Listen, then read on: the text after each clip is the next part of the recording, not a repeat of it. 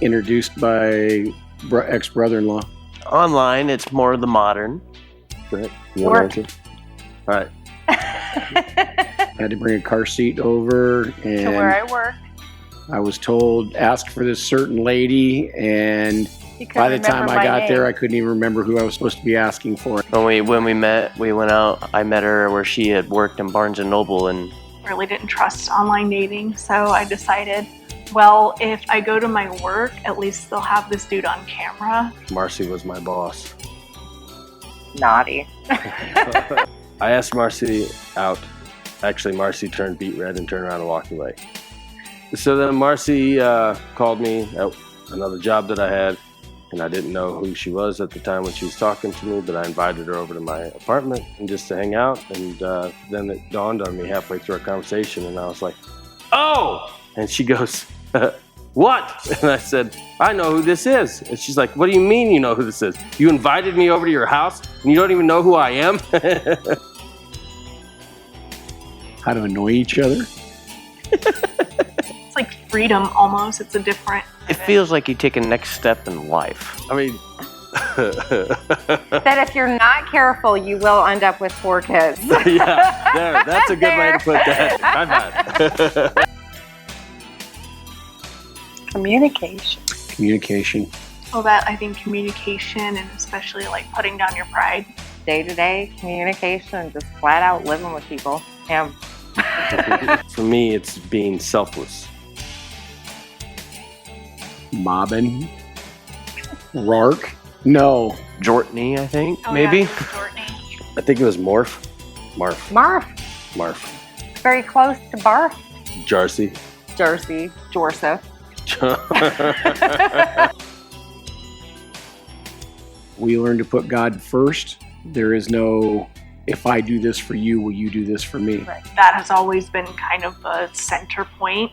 If God or the Lord is not in your life, the marriage more likely than not won't be as successful as it can be, so not up to its full potential.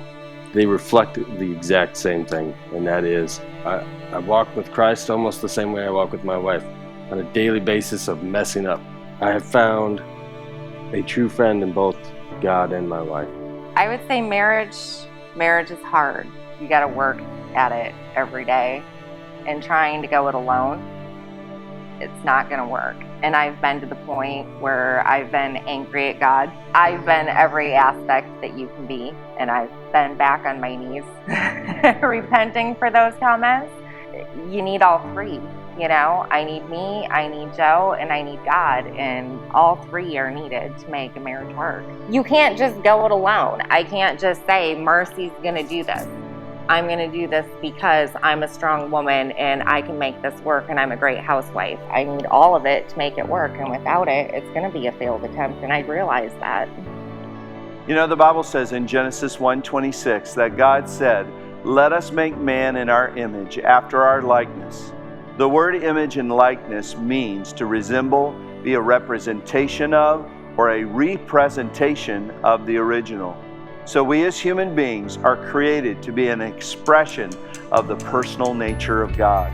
In our person, we bear the stamp or the imprint of His image. However, in Genesis 1:27, it goes on to say, "And God created man in His own image. In the image of God He created him. Male and female, He created them." This means that both male and female then are the reflections of the image of God.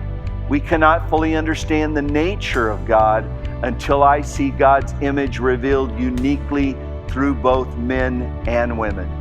Men and women are incomplete in their marriages and in their relationship without their counterparts. Our spouses, in every sense of the word, complete us. So only when men and women stop competing and they start complementing each other can God's image be revealed in our relationships.